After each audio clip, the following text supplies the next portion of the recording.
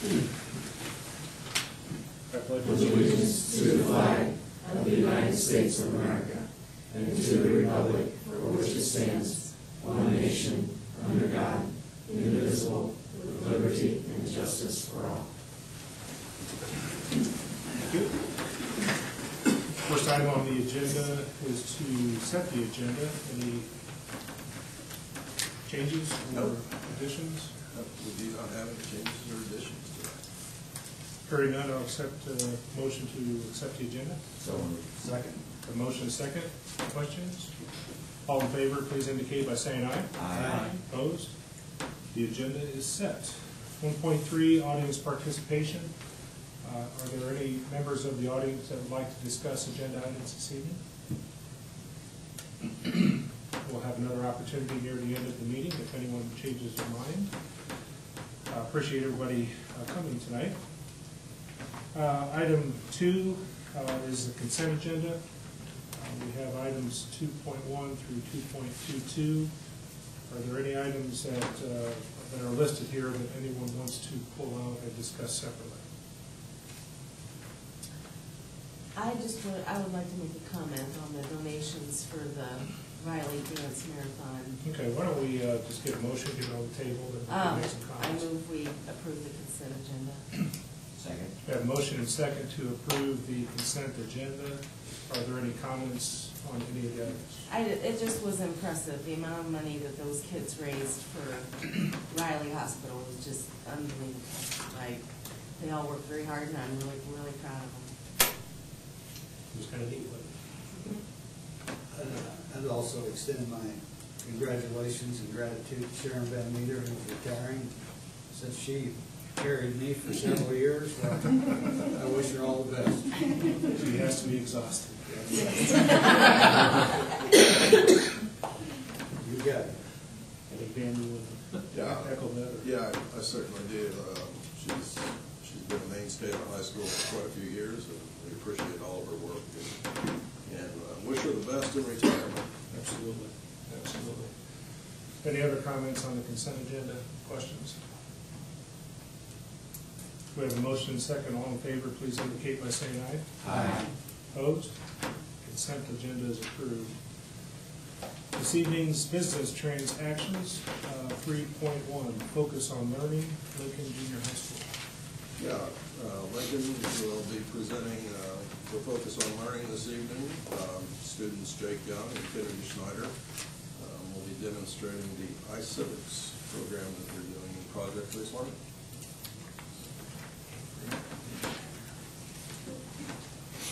You guys know how to operate that, right? Yeah. Okay. Hi, my name is Kennedy Snyder, and this is Jake Young. We are 8th grade PBL students at Lincoln Junior High, and this evening we are here to show you a game that we learned in social studies and our experiences of being in the classroom. In the beginning, you don't have to sign up because you will be only playing this for a short amount of time, so you can go ahead and click no thanks.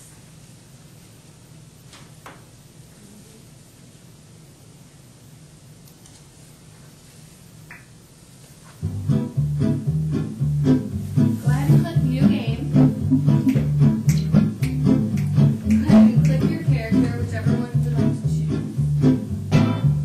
And hit this. Go ahead and name your character whoever you want. Doesn't matter what it is.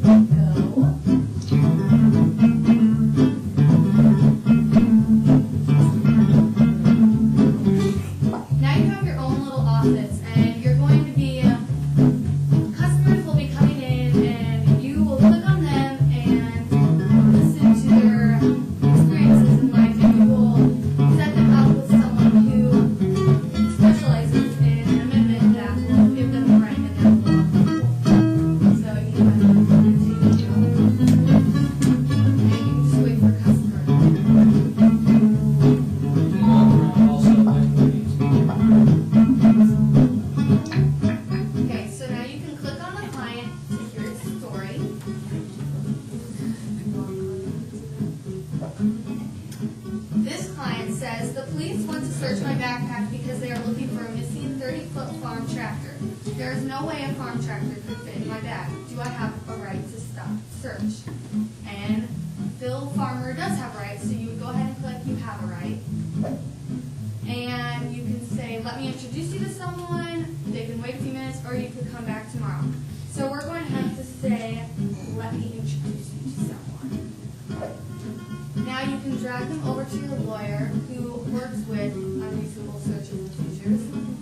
So you can click on your lawyer, and they'll walk over there, and they specialize in the Fourth Amendment, so you can click on the Fourth Amendment. Go ahead and click, and then the Fourth Amendment, which is non-reasonable, and match them.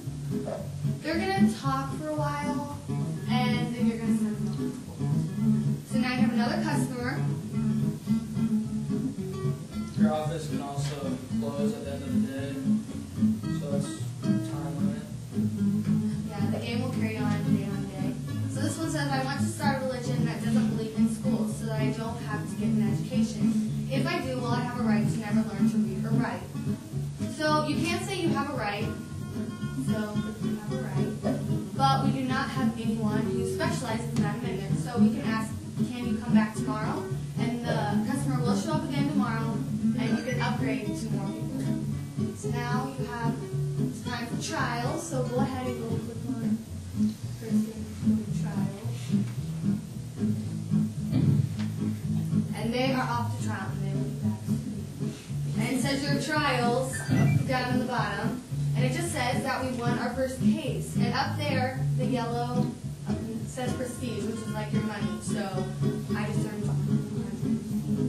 And now it's a long day, so it's time to close up. And it will say all of your information, what happened on that day, but you can just exit after that. Now here is where you can upgrade lawyers on the different amendments. And if you knew about yesterday, it said, oh, I don't remember what it said, but you can choose anyone you want. So you can upgrade with prestige, but I don't think we're No, we don't have enough prestige yet. You can also upgrade your desks. So you have to have more desks so you can hire more lawyers. and the lights make them work faster. So And you can upgrade your waiting area. So, like, if they have to wait too long, then the people will, it's called rage, and they'll walk out. Does that happen, Jeff? yeah. Yeah. And you'll end up losing points. So you can add other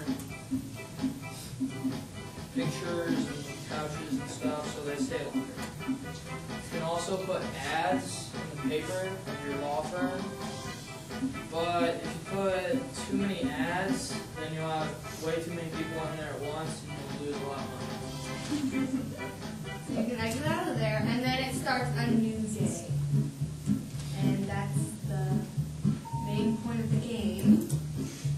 And I really liked this game because it kept me and all my other classmates in the classroom interested in what we were doing at all times, instead of listening to the same old textbooks as they went through the amendments. We could actually, oh, see, he's raging. He's storming out. We'll actually show you what happens when you rage. And he runs out. He won't do that. And it helps us stay occupied, and it helps us learn the Bill of Rights in an interesting way. This game helped me work at my own pace, and it was a fun and interactive way to learn about the Bill of Rights for me. It's all about the Bill of Rights game. This game. Thanks for having us tonight. Thank you. Thank you.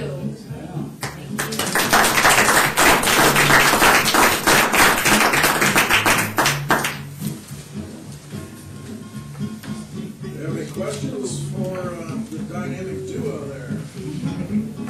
Who's had the highest points? Not me. I think I've had 2,200 before. Yeah.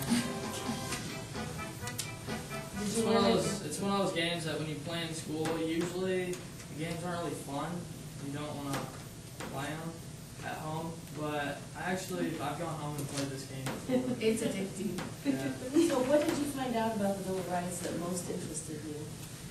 Can you think of anything?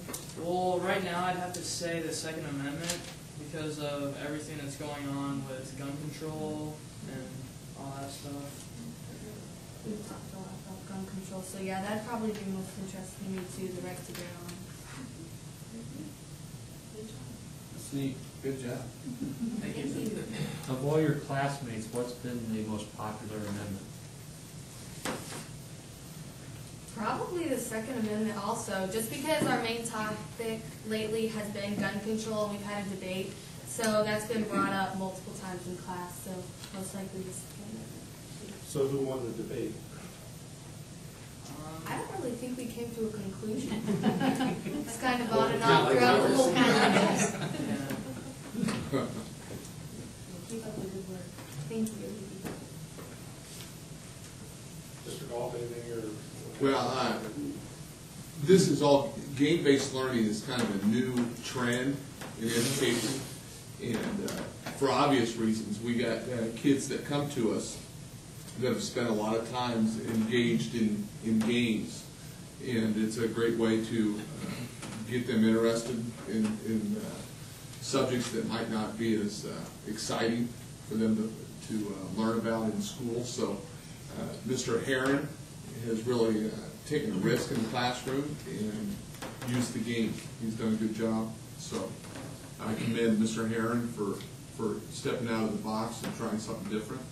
And the kids have enjoyed it, which is what it's about, making learning fun for students. So at the end then, do you take a regular test? Yes. Yes. And I believe we all passed it also. Good job. Just put that. And that's definitely not the only thing we did over it, too. We had book work that we did. He had us write them all. There was more to that, but that was the most interesting part.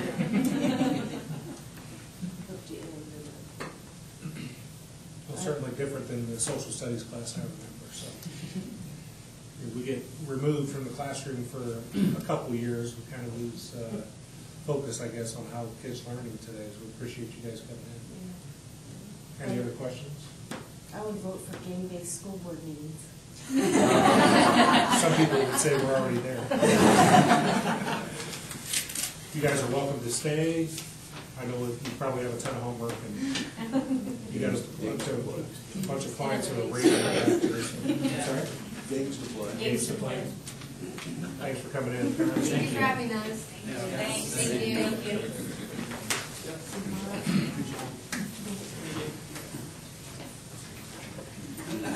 Item 3.2, report on classroom innovation grant.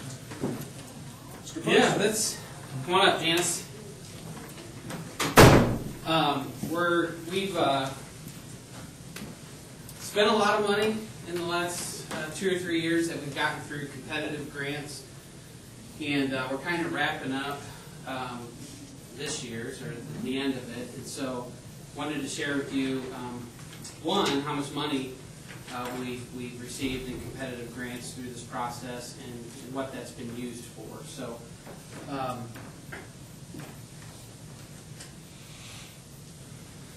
In 2010, classroom innovation grants are grants that the state e-learning department gives out for. It's been a competitive process since 2010. So they used to divvy up all the state technology money to schools, and all schools kind of got an equal pie of that, and they stopped doing that and made it a competitive process. And so in 2010, over 100 schools applied for the Classroom Innovations and Math Grant, and 7 were awarded, so we were one of those 7. But since then, in 2011, Janice and I wrote the Classroom Innovation Grant, and 183 that applied in 2011, and we were one of 20 of that 183 that applied that received that competitive grant for $200,000.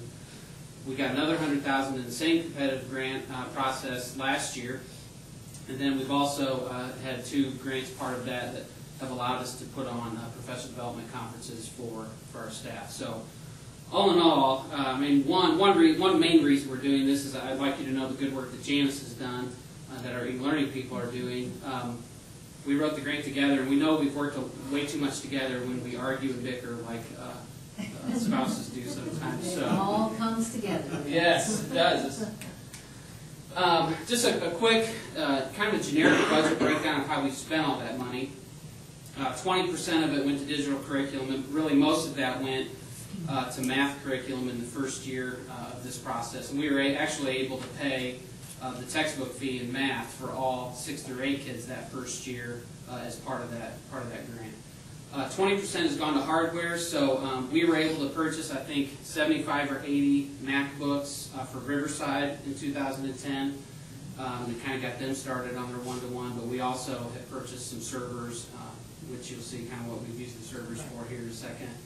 10% has gone to teacher stipends. The teachers have done a ton of work in the summer for things that we've asked them to do, so we've given them stipends for that. Then the other 50% has gone to professional development, to training our people. And so we've really put a lot of money into that. A lot of the other schools use the money to go one-to-one, to buy iPads, and we're pretty proud of the fact that we used it for innovative and creative things and moving our staff along rather than just buying devices. And the DOE on both the grants, 25% of the monies had to go toward professional development because they believe the training is more important than the hardware itself and how you use it. So kind of our vision for where we started with this and where we're hopefully going to end up is we kind of started with moving curriculum, classroom digital strategies down there on the bottom step, with moving some of our curriculum online, the math especially is where we started, providing a lot of tools. And then from there we've moved into being able to provide some blended and online learning opportunities to our kids because we've created enough content that we have the content available to supply the course so kids can go through it and participate in that. And our ultimate goal is personalized learning for kids. Kids being able to move at their own pace like we saw in the game-based learning. And so we're kind of dabbling in how we can get that done. Can't get your phone down. Step one was moving our curriculum online. This is just a screenshot of the math book. This is the math curriculum in grades 6 through 8. It's a program called Digits, where you can see it says Andy Says. They have people that talk to them, tutorials. And so that was really the first thing we were able to do was to get some of that curriculum online.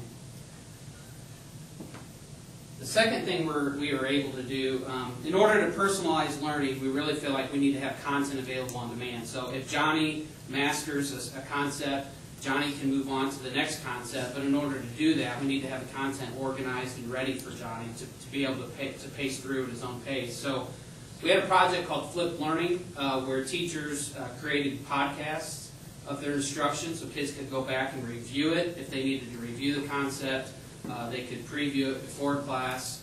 And so this is just a quick video Janice put together.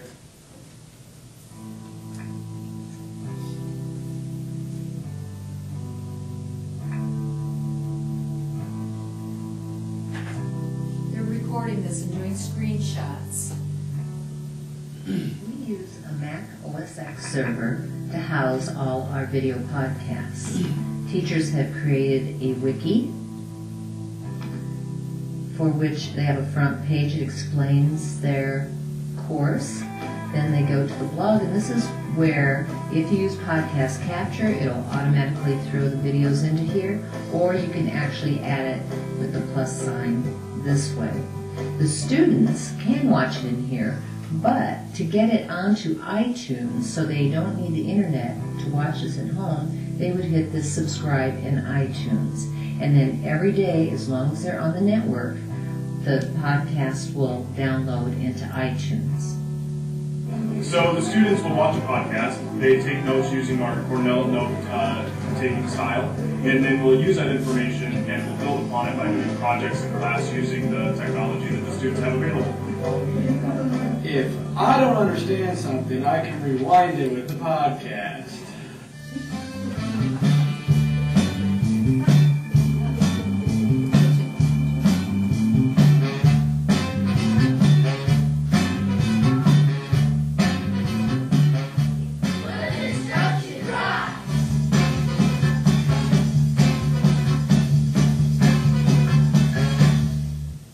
was actually a video that we did for the Web 2.0 28-Day Challenge last year, which is going on right now because February is Digital Learning Month. So, You want to show off the server here? yeah. That's it. So this is the Mac OS 10 server, and let's see here. I have it already up. What are you looking for? I have it already up. This is an example of a blog. So what the teachers can do is they can even post PDFs. They can post their videos, and again, as long as they subscribe to it one time, the very first day, and as long as they're on the network at school, it automatically downloads onto their computer into iTunes, so they don't need the internet at home. It's a pretty cool thing. As long as I'm here. Go for it. Okay. We also use My Big Campus. This is a free service through Lightspeed, where it's a learning management system, kind of like our old Moodle system. And we have people putting our blended learning and online courses on here. This is my economics course that I have on here. And the kids will access this for their main instructional strategy. And then maybe 2 or 3 days a week, they're doing it online. And then they'll come into the classroom for a face-to-face type of thing. Riley Heron is doing a 7th grade social studies complete online course, and he's built his online course in My Big Campus. And the DOE is really pushing this because they kind of want to get away from the textbook altogether, so they want the teachers to build these bundles that everyone through the state of Indiana can share eventually. So these are all of his bundles, and all a bundle is he like captures one lesson in one web page, so to speak. So he has the objectives here, he has a summary of it, he can put the standards that he's addressing that day, and then he can also post what they're doing, task 1, task 2. He will put videos on here for learning and everything. So this is kind of where we've gone from flip instruction to blended learning to online learning, and it just keeps building and building. And that really is kind of where the state's going, so I think that was one of the reasons why we were lucky enough to get some of the monies.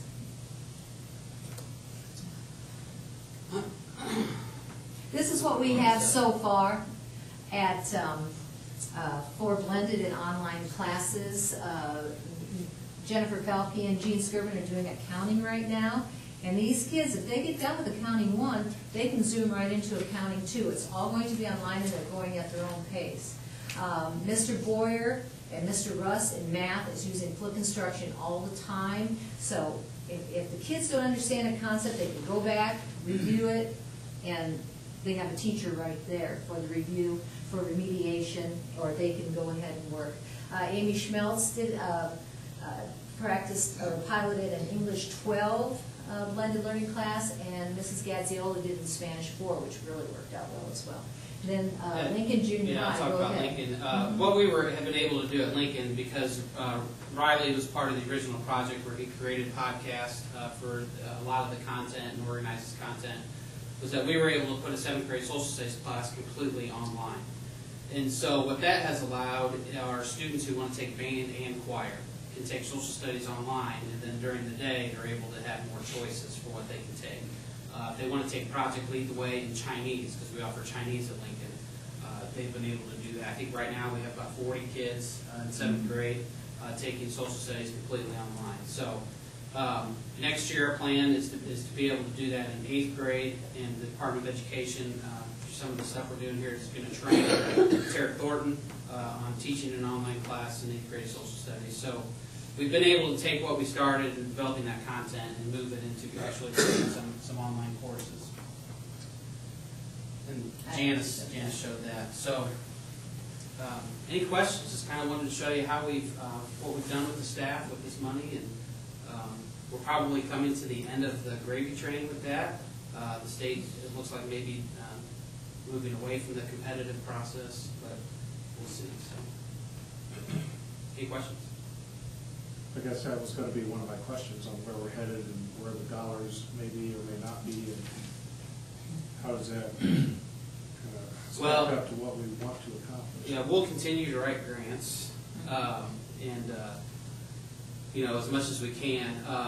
What the state right now wants to do is take some of us who've been a big part of what they've been trying to do and create a consortium of schools on individualized learning, and creating learning targets and assessments in math, where kids can progress through math, let's say, to junior high at their own pace. They may finish pre-algebra halfway through the year, and then they move on to algebra halfway through the year. Instead of the old model where you progress as a class based on your age, it's a mastery model based on where you're at as a learner.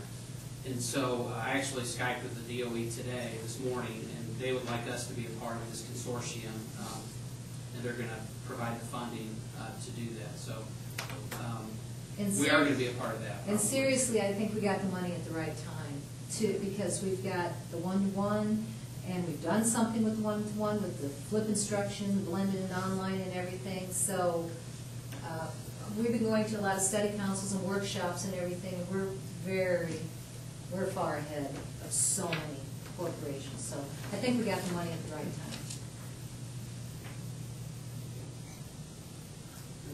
Good job.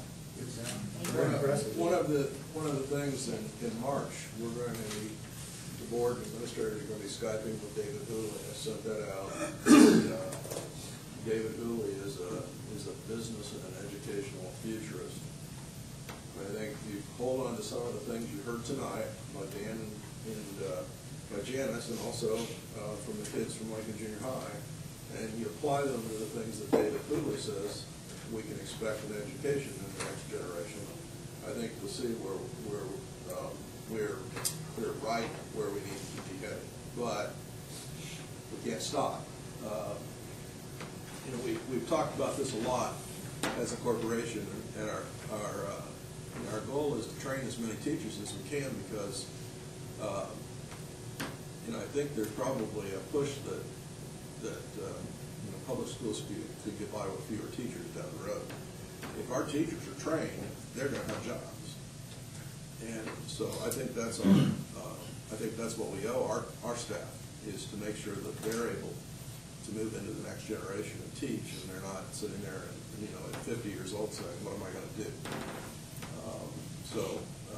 Moving in that direction, we're going to give you experience to Skype with somebody. He'll do an hour presentation, and then he'll give us an hour of question and answer, and get to see the types of things that he talks about and what we're doing. So, thanks, Dan and Janice. We needed that update. We really needed that. I know later on in the agenda you talk about vacancies, and you're going to advertise. Are the college students coming out that we're going to be looking at to fill those positions, are they getting the training that in college that they can hit the ground running when they show up on our doorstep? No. And one nice thing that we did was work with learning.com, and we actually, when we narrowed the pool down this past summer, we gave all of our candidates a tech test, and assessed where they were on 5 physical standards. So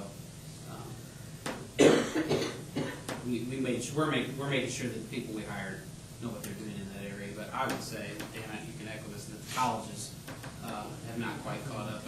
Kids have no field experience in instructional technology. No, they're not able to come out and do that, but they're more adept at using the technology than I am. And so in that respect, they can hit the ground running. But as far as saying to teachers, during their juniors, or college students during their junior and senior years, you're going to be looking at this sometime during your career, and we need to train you on it. That's not happening anywhere. I mean, absolutely nowhere. And I know that Purdue, I know they understand that that's where they need to go, but they don't have people on staff that can take them there. So it's tough. We actually went and met with the people in the instructional technology department at Purdue, Janice and I, and Bruce and Dan, and offered them field experience here. 2 reasons. One, hoping to find their best candidates and maybe bring them here to help Purdue too. And the follow-through from the people at Purdue, Janice, how would you characterize the follow-through from the Purdue people? Very slow and very behind the times. And they've got a lot to learn in the School of Education down there. It's scary how we are teaching our kids with such advanced technology and everything, and then they're going to go to a big university and sit in front of a teacher lecturing again. I'm sure you as much for others. Don't count. What about universities like Manchester and Ball State that usually put quite a few students out for education? I think it all depends on their student teaching experience. If they're in a district where they're able to get that, and they get it, but they're not getting it in the classroom. They're not getting it. I will say that at Cell Conference, the University of Indianapolis is doing a lot of good things with technology and preparing their students. Game-based learning, for instance, is a big and individualized or personalized learning for their students, undergrad students. So they partner with Cell, and that's really helped them, which is the Center of Excellence for Learning, Leading and Learning, which is part of the University of Indianapolis. So they're like everybody else. They've got a lot of people that know there's an issue, they don't know how to fix it. So they'll catch up. I thought you were going to follow up with that's where you graduated from. yeah, it is. So I know the guys down there doing a good place. Thank you. Any other questions, comments? Thank you. Where are we on? 3.4, consider secondary positions. 3.3. As I said, 3.3, present information on summer school 2013. Each year in the February meeting, I ask the board permission to start scheduling summer school, advertise for teachers. I think with the change in administration, they're a little bit behind at the Department of Education, and so we don't have that information yet. But in order to make sure we're prepared, I would like to ask the board tentatively to allow us to start scheduling the same thing we had last year. And that's what the state reimbursed at 100%. That's elementary school K through 3, the number of sections that are warranted, and that would be based on their reading scores. And then secondary high school classes that count for credit. We have the courses we've always offered there, and plus I plugged in summer agricultural experience. We'll be hiring a new ag teacher this year, and one of the things we've run into in the past is we hire somebody and a month later they leave us before the school year ever started. So we've been in contact with Purdue. We've been down there twice, and one of the things we'd like to do is offer them a job and get them on contract. So we can have them come here, teach that class in the summer, get to know the kids, have the money to move to Plymouth and be a part of the community and hopefully fall in love with us and not leave us. So that's why we have summer agricultural experience there. All the other ones have been classes we offered before. So moved. Second. Have a motion, a second. Questions, discussion? I'm a touch confused. So are we say tentatively, will this come back based on what? It always comes back anyway to approve, but this just gives us some schools in the past have said we're not going to do summer school anymore, but it's not last year we were reimbursed 105%. So we made money? We made money on it. It's we're not in a situation where we have concerns about being able to fund it. So in that respect, I'd like to go ahead and get started. And that way teachers, they'll know that if things change, we still have another meeting where we're going to okay that. but they can start making summer plans. If it's going to be, summer school is going to be part of those summer plans, we want to give them that opportunity to do so now. Fair enough. We have a motion and a second. All in favor indicate by saying aye. Aye. Any opposed? Motion carried. Now, 3.4, consider secondary positions. Yeah, the following positions are subject positions that we know right now are open, with the exception of the vocational business teacher. These are all positions that we need to fill, and we want to get out there ahead of the crowd and start filling them. The secondary positions are the hardest ones to fill, and so we want to get right out there and do that. Vocational business education teacher, with Mrs. Felke moving to the School of Inquiry full-time and doing some coaching with the middle schools, New Tech, we really need another business teacher. The reason that I can assure that fiscally we'll be able to handle that is that because it's a vocational teacher, then the classes they teach would all bring vocational dollars back into the school. So basically we'll be getting a teacher for nothing. We're paying for the teacher with the extra vocational money that we receive. So I'd just like your blessing on getting started to hire those positions and move forward. So moved. Second. Got a motion and a second. Discussion. I'd say, looking at those chemistry and physics, you better get moving as fast as you can. Tough to find. All those in favor indicate by saying aye. Aye. Opposed? Go get them. 3.5, consider safety consultant contract. January meeting, I asked permission to go out and find a consultant to hire to do a safety audit of Plymouth Community School Corporation. My recommendation is that we contract professional services of Mr. David Rambo, and I know his name would evoke security, maybe a very reactive type of security, but according to the contract that we've tentatively worked out with Mr. Rambo, he'll spend 3 days on campus. He'll evaluate all of our buildings plus our evening safety plans. While researching the consultants, I found two types. Some of them were they were basically advertising that they were going to come in and prevent Sandy Hook from happening.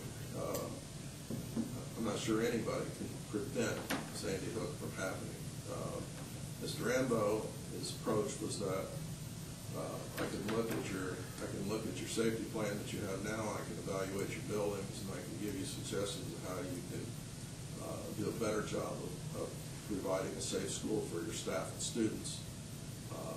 And I think that's really what we want at this point. Because he's a corporate safety consultant, he understands and knows the technologies that's out there. He knows he's not connected to any of them.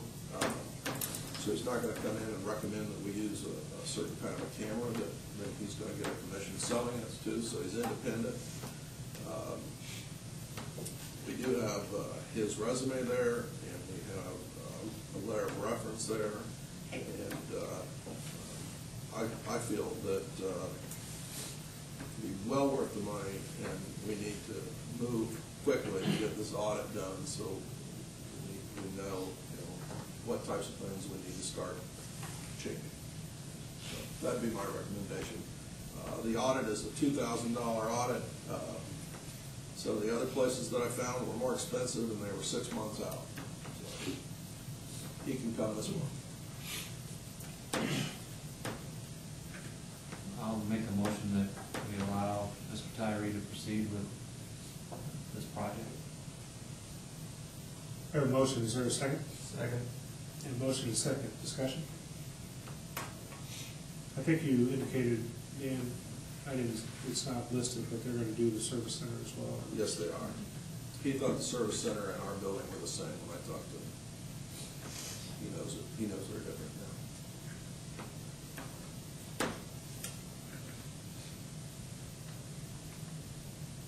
Any other questions?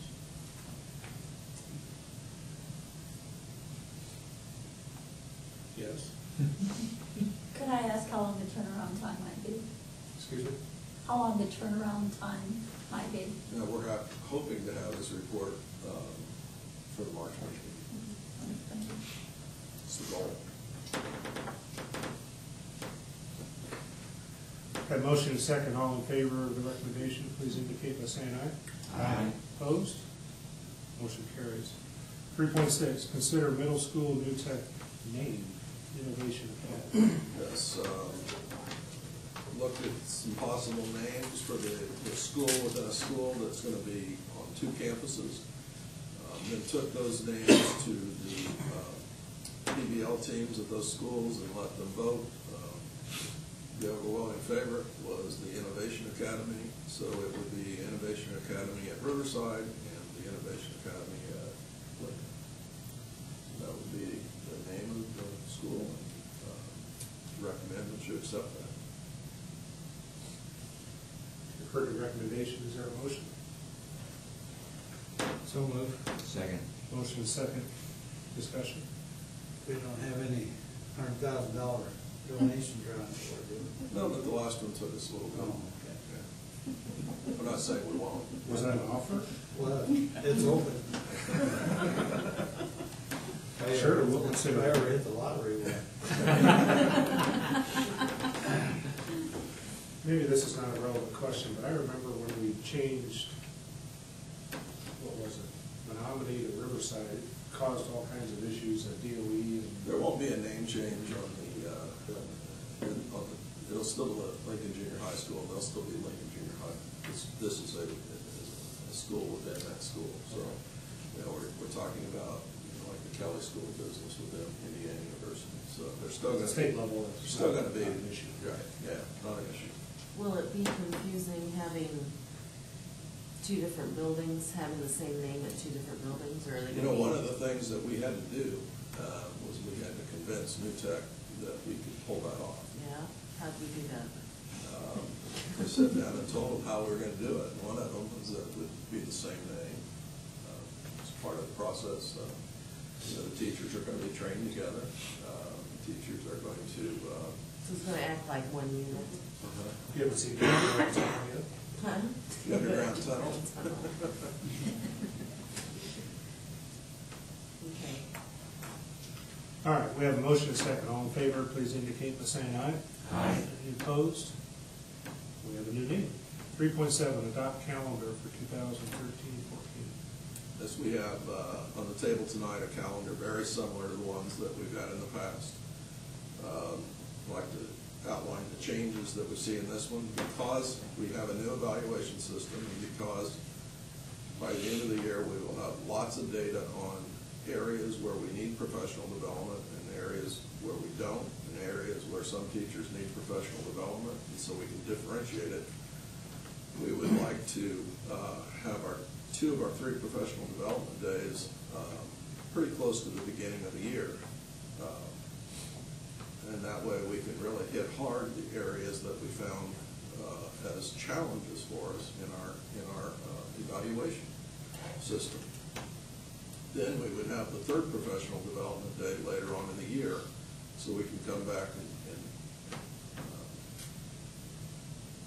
look at any professional that we needs we have that crop up during the year. Because of that, then that left no days at Plymouth High School work days. And so at our last discussion meeting, I suggested that they take the day that they have at the end of the year and they make a half a day at the beginning and a half a day at the end. They did they sent that out to the teachers, and over 50% of the teachers would be in favor of that, having it like that rather than not having any days at the very beginning. The other thing that we have in is a solid 3-day weekend in February. Between between Christmas break and spring break, staff members and students come to school, and it's dark in the morning, and it's dark when they go home after practices. And, that light deprivation and lack of vitamin D, you just get really tired, and so it would be nice not to have a snow makeup day attached to that. So that's the proposed calendar. We'd like to get that.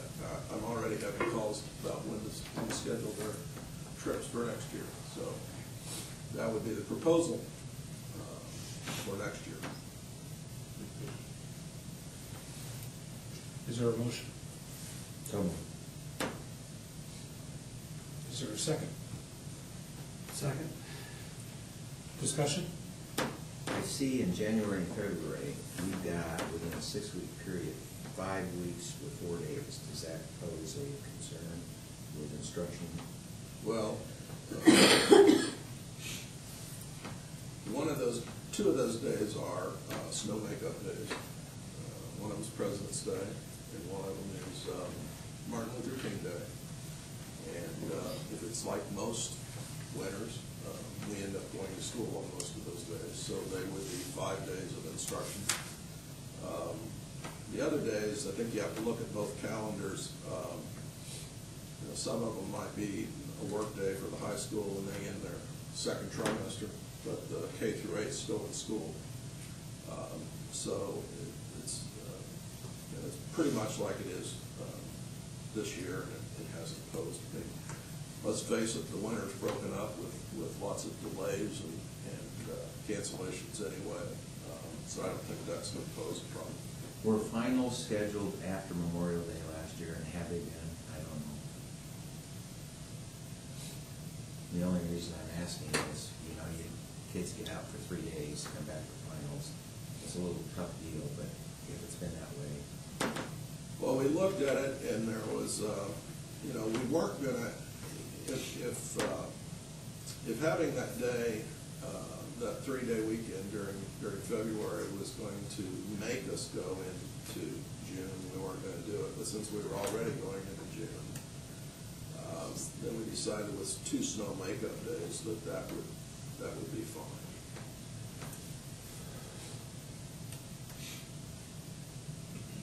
I want to make sure I understood what you just said. When we're already going into June, you're talking, June 2nd on this calendar's the last student day. Right. And I guess, maybe I don't know if this is kind of toward your question, Larry. After a 3-day weekend, you got maybe finals, and then you come back for one last day in June.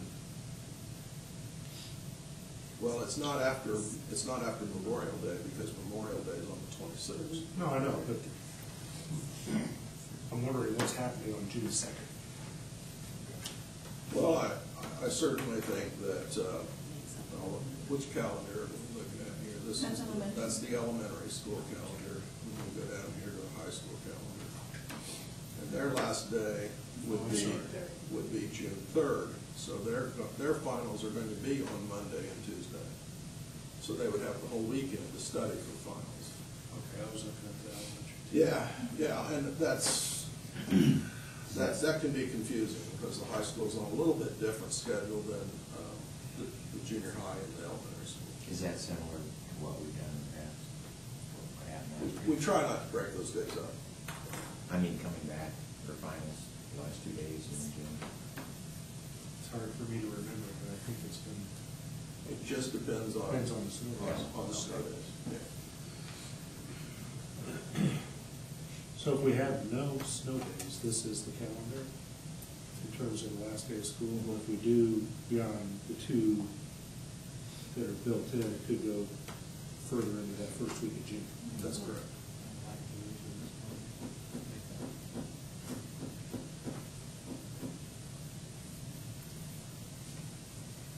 When is graduation? Jim will probably schedule graduation for the 13th. His first year here, we had like 7 or 8 snow makeup days, and he really got into a bad situation with graduation, so he schedules it quite a ways out. Pretty soon it'll be July 4th weekend. Yeah, fireworks. Any other questions? This isn't similar to what Rochester has right now, though, correct? This is what we're doing now. So, okay. This is a traditional.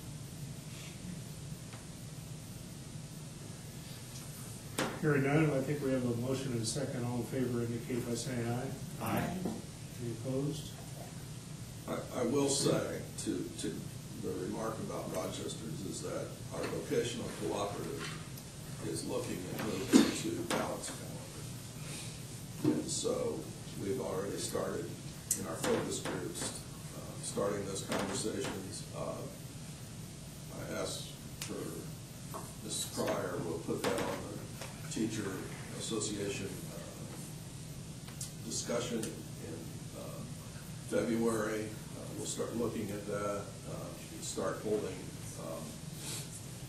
informational meetings about that, because we don't want to be the only school that is not on a balanced calendar if the entire vocational co-op moves that direction. Now, I know that there are some schools in the co-op that aren't looking at those plans, so I'm not sure how that's going to affect the calendar, but the biggest schools in the co-op are looking at that, with Stark County schools leading the way on that. I think the rationale that they brought to the table for us to consider is that with teacher accountability and with things like iRead and possibly getting rid of some of the ability for waivers to be granted, that staff and students are stressed quite a bit, and that having some time in between those sessions give people an opportunity for refreshment and come back ready to go. And we had the Rochester principal come in, a Rochester superintendent who was their principal, and give us a talk on the balanced calendar, how that's evolved at Rochester. And he said when it first went in, everybody hated it, and it was pushed down their throats, and but he said now if you tried to switch back to a traditional schedule, he said he thinks that you would be home. That may not be the sentiments of every person in Rochester, but every year they do a survey, and it's like 95% of the people love it, want to keep it. Well, the big plus is following each grading period, where you spend time with people who need it. Yeah. And RTI. Yes. Yes. Yeah, there's so many advantages to it, but it's different, and we really need to spend time talking about it so people can wrap their heads around it. And we'll hold lots of meetings about it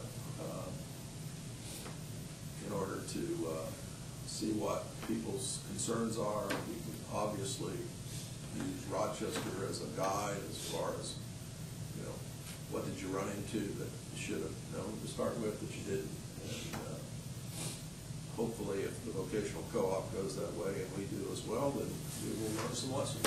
I think one of the great things about it for families, and we're a school. We got so many families in this area that because their parents are involved in agribusiness, they just can't get away for a family vacation in the summertime. And having those times in 2 weeks in March and 2 weeks at the end of the first grading period to get away and have a family vacation, people are able to do that. But we'll spend a year studying it. To be clear, that's for the vocational co-op? That's for the 10 schools that are in the vocational co-op. So Rochester's still in our vocational co-op, but they send their kids to Logansport. They just have to do their funding through Jerry Hollenbaugh. They still have to go through us. So it would be Triton, Argus, LaVille, Culver, Plymouth, Union North, John Glenn, and the 3 Stark County schools, OD.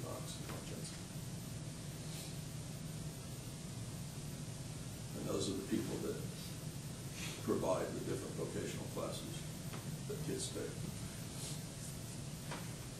But if you're a family with a kid in vocational co-op and the traditional schedule, how's that work?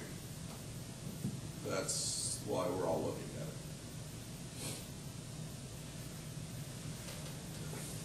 it. Any other questions? Comment if possible. One of the things we didn't think about talking about with the calendar was summer school. Does this affect summer school at all with the later end to school? I don't believe so, because in the past, when we've had lots of snow days that we've had to make up, we have a summer school calendar that has to be adjusted anyway. The good thing about summer school now and summer school even 5 years ago is that they've taken the seat time off of the plate. So in order to hold a class, it used to have to be 40 hours for one semester. And now you don't have to have exactly 40 hours and you can still get credit. So, I know they've been pretty creative at the high school in dealing with that in the future, or in the past.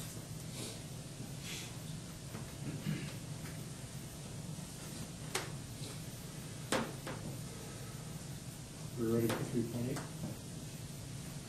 Consider resolution to void checks. Yes, after documented efforts to contact payees with outstanding checks, we then, once we do not have notification from them, each year we ask the board to consider a resolution to void those checks that have been outstanding for 2 or more years, and they go back into the account they came from. And it is in statute as put into the resolution. How much would that be? What, right now, it's probably about $128. What was the answer? $128. We went to, since we've gone Cost more to to. the attorney to write up this resolution. Since we've gone, he does it, I did. We did. Cost nothing. Since we've gone to the direct deposit, that's really eliminated the amount. You mean there were people who didn't cash their payroll checks? Yes, there were. Donations. That really blows my mind.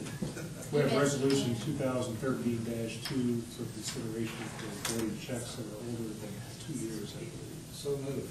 Second. A motion second. Questions? I'm sorry, Candy, did I cut you off? All in favor, please indicate by saying aye. Aye. Opposed? If that's your check, I'm sorry. 3.9, consider post-issuance compliance procedures.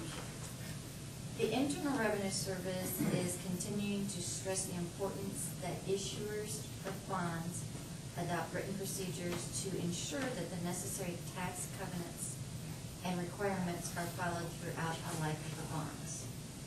It is recommended that Plymouth School adopt further written procedures involving post-issuance compliance with federal tax and SEC requirements.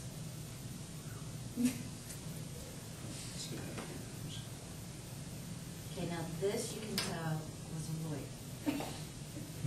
I'm sorry? This you can tell did come from some attorneys.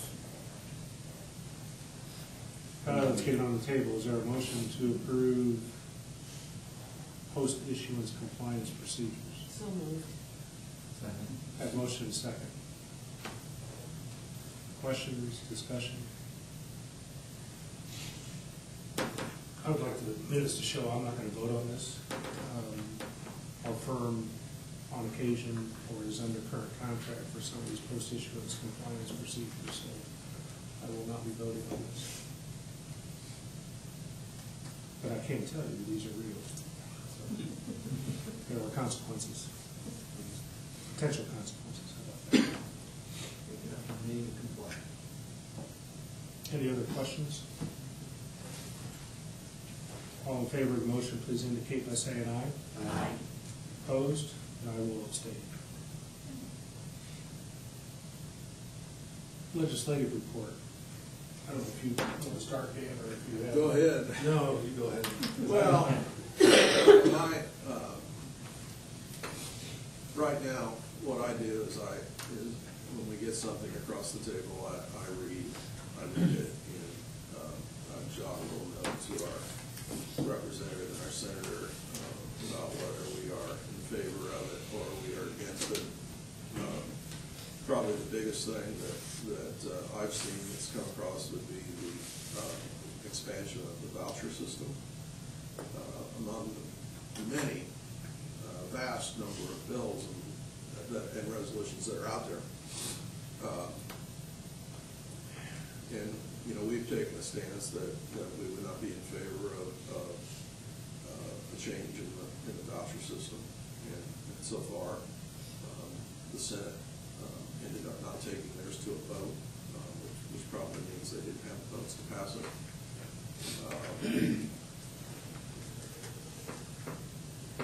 Todd probably has some other things that he's seen that would affect us, that he can talk about, but I don't get too excited right now about the things that are out there, because there are, as Gary could probably tell you, there are a lot of bills and resolutions that make the newspaper that'll never get a vote, never even a hint of a vote.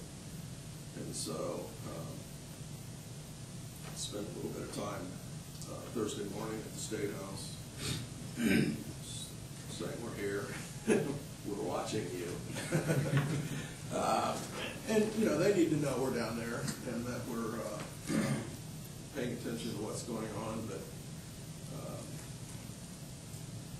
my feeling is right now from talking to the legislators that we deal with on a regular basis is that there was so much shoved down their throats the last couple of years that haven't been implemented properly, that they're going to be really careful as to what they pass.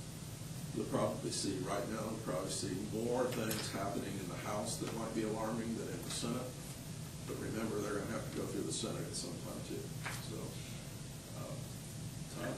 You all, I just wanted to ask a question. Do you all get the emails that the ISBA puts out? I mean, I'm not going to spend time reviewing all of that. We'll all get those. And I'm kind of like you, Dan. At this stage of the game, you know, thousands of things are proposed or introduced, so it's hard to get too excited about any one issue. There are, and I guess my nature tend to focus on some of the fiscal things that are out there. Probably the one that's getting most attention, at least potential, and who knows. I mean, we've all heard about the new governor's proposal to reduce income tax. You know, this is a long session, so this will be a budget year. So it'll be very interesting to see, you know, nothing comes for free. If that happens, you know, what are the ramifications or potential ramifications of that? There are a proposal out there for allowing county-by-county decisions on the potential of eliminating personal property from the tax base. I heard rumors about this in the fall. Who knows where it will go? If you have personal, I mean, the impetus, I think, is that will help promote economic development. There are states that do not have a property tax on personal property, machinery and equipment, those types of things. So, you know, when you're trying to attract investment of new companies or expansion here versus other states, there's a sense that we're at a disadvantage because of that. You know, there are many potential ramifications of that. Certainly county by county would be, well, you can imagine what the issues there might be in terms of if Marshall County does or does not do something versus St. Joe, Kosciuszko, Stark. I mean, you just kind of wonder how that would play out. And if you, we've all talked about the circuit breaker issues in the past, but if you shrink the tax base by taking away personal property, the impact of that would be tax rates go up. So it would create a shift in terms of who is paying property taxes. And with increased rates, it would also push more people into receiving circuit breaker credits, which means less money for schools. So we'll see. But from a fiscal perspective, those are a couple that are certainly worth following. There's lots of other proposals out there, as usual, dealing with property taxes. So we'll kind of see which ones get traction and which ones don't. So. With that, I think we're ready to move on to superintendent remarks. Yes. For commitment to students and caring, I just want to take a little bit to talk about all of the individuals in the schools that work on making sure kids are warm in the winter, and not, I shouldn't say warm, they're not freezing in the winter. From our transportation system to our principals, to our aides, we have people that are going out and getting coats for kids that don't have coats, mittens and hats for kids. We've had some very cold weather. We had a delay one day because the weather was about 16 degrees below zero wind chill factor.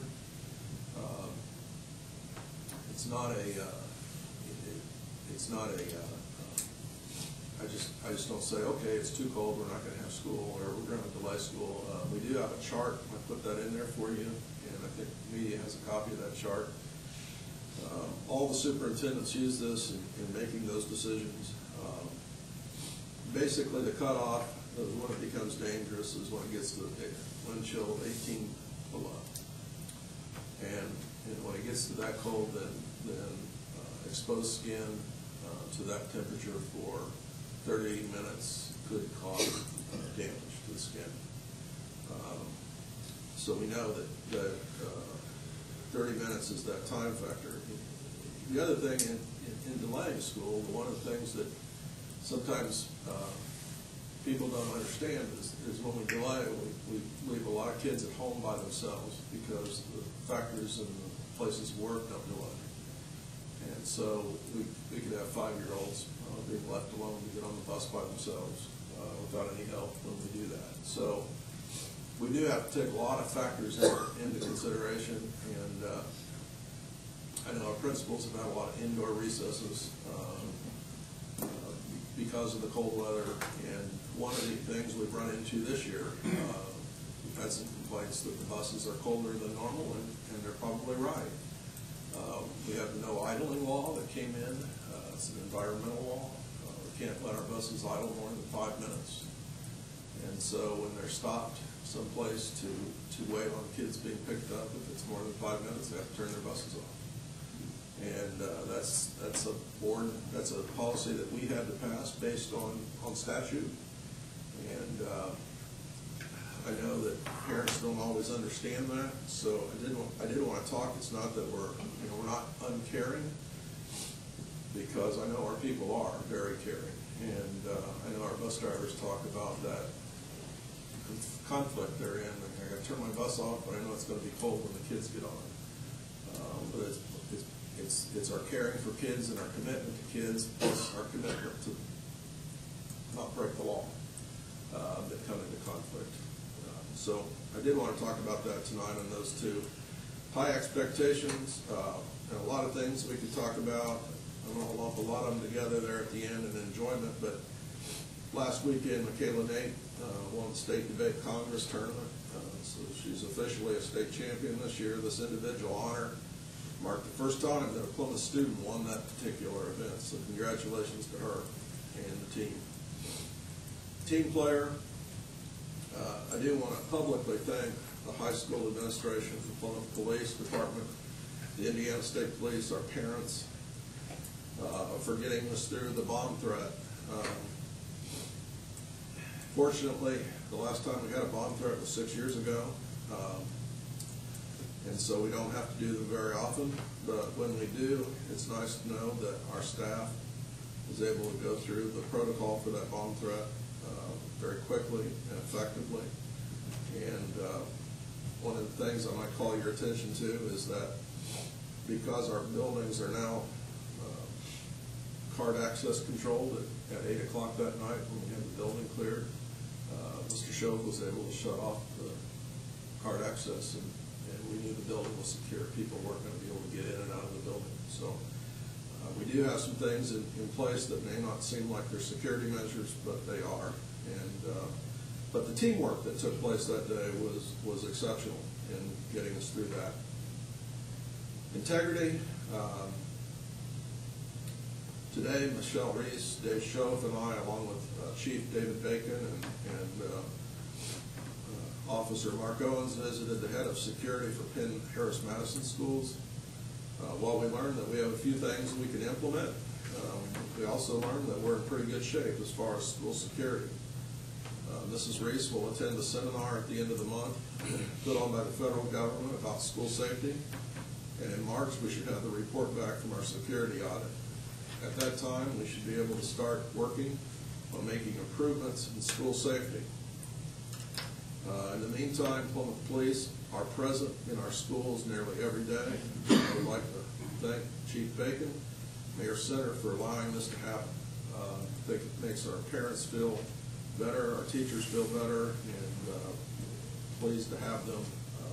And they called right after Sandy Hook and said, would we be able to do this? And I said, absolutely. So kids love seeing them there. Enjoyment. Our high school wrestling team celebrated a fantastic year and will be represented very well at the state, semi-state wrestling meet. Girls basketball heads into sectional play this weekend. Our boys play Warsaw Thursday evening. That's always a game some people like to go see. Our music department is doing well in their solo and ensemble contest, and we wish them all the best of luck along with all the other teams that are heading into their sectional tournaments. Our next focus group will be February 21st, 6:30 here in the boardroom. We will advertise it as a work session, so as many board members want to attend that as possible. The focus group this time will be with parents.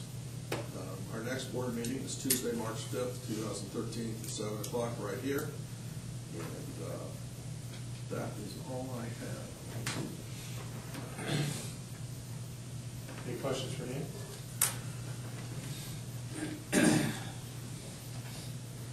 We have another opportunity for audience participation. Any questions or comments from the Steadfast? If not, we're ready for a motion to adjourn. So moved. Second. All in favor? Aye. We're adjourned.